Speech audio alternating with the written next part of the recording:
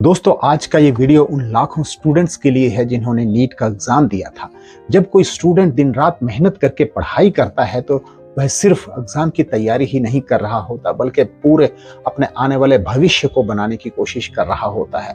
लेकिन जब पूरे सिस्टम की लापरवाही और नाकामी की वजह से पेपर लीक होता है तो उसका सबसे बड़ा असर उन मेहनती और ईमानदारी से पढ़ने वाले बच्चों पर पड़ता है जिन्होंने अपनी पूरी मेहनत, उम्मीद इस परीक्षा पे लगा दी होती है।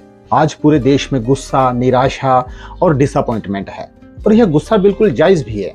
अब एग्जाम की नई तारीख और अपडेट्स आ चुके हैं, लेकिन इन अपडेट्स के साथ देश के लाखों स्टूडेंट के मन में एक नई परेशानी शुरू हो गई है कि क्या इतने कम समय में दोबारा उसी तैयारी को फोकस के साथ खुद को तैयार कर पाना आसान है।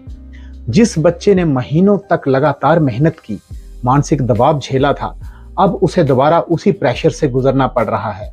आज के इस वीडियो में हम इसी बात पर चर्चा करेंगे कि इस मुश्किल समय में आपको खुद को मानसिक रूप से कैसे संभालना है और दोबारा मजबूती के साथ तैयारी में कैसे वापस आना है। इस वक्त बहुत से स्टूडेंट फिर उसी मानसिक दबाव को महसूस कर रहे हो सकते हैं, जैसे लगातार पढ़ाई, थकान, स्ट्रेस और भविष्य को लेकर चिंता वगैरह वगैरह। चारों तरफ अभी गुस्सा, बहस और सवाल चल रहे हैं।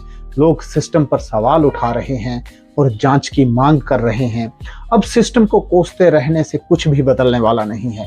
अब समय है एक नए माइंडसेट के साथ फिर खड़े होने का, खुद को दोबारा संभालने का, पूरा फोकस इस बात पे रखने का कि री एग्जाम को कैसे क्रैक करना है। और बस इन 3 बातों को अच्छी तरह से समझ लीजिए, क्योंकि यही बातें आपको फिर से फोकस, कॉन्फिडेंस और मोटिवेशन वापस दिलाएंगी और आप पहले से ज्यादा मजबूत होकर वापसी करेंगे। पहला, सबसे पहले अपने दिमाग से ये डर बिल्कुल निकाल दीजिए कि अब आपको सब कुछ शुरू से पढ़ना पड़ेगा। ये एग्जाम आप पहले भी दे चुके हैं, आपने महीनों मेहनत की है, लंबी तैयारी की है और आपका बेस पहले से मजबूत है। अब आपको शुरुआत से सब कुछ पढ़ने की दोबारा जरूरत नहीं है, बल्कि सिर्फ सही तरीके से रिवीजन करने की जरूरत है। जो मेहनत आपने पहले की थी वो कहीं नहीं गई है, क्योंकि कोई भी मेहनत बेकार नहीं जाती। इसलिए पैनिक मत करिए, खुद को कमजोर मत समझिए, खुद पर भरोसा रखिए, कॉन्फिडेंस के साथ आगे बढ़िए और हमेशा यह सोचिए कि मैं ये कर सकता हूं और मैं अपना बेस्ट दूंगा या दूंगी। दूसरी बात, अब जब एग्जाम की नई तारीख आ चुकी है तो सोशल मीडिया पर लगातार ऐसे वीडियो देखना बंद कर दीजिए जिनमें सिर्फ डर, कंफ्यूजन, अब क्या होगा जैसी बातें हो रही हों। ये चीजें सिर्फ आपका समय बर्बाद करेंगी, आपकी एंजाइटी को बढ़ाएंगी। इस समय आपका एक एक मिनट बेहद कीमती है, इसलिए अपना समय अपनी किताबों, रिवीजन और मॉक टेस्ट में लगाइए।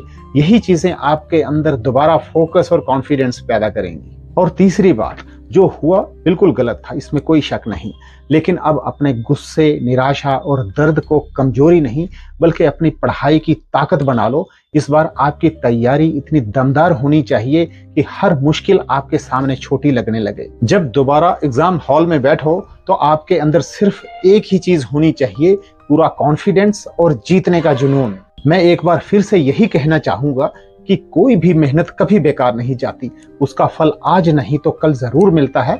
इसलिए खुद पर भरोसा रखिए और पूरे कॉन्फिडेंस के साथ आगे बढ़िए। Thank you, wish you all the best.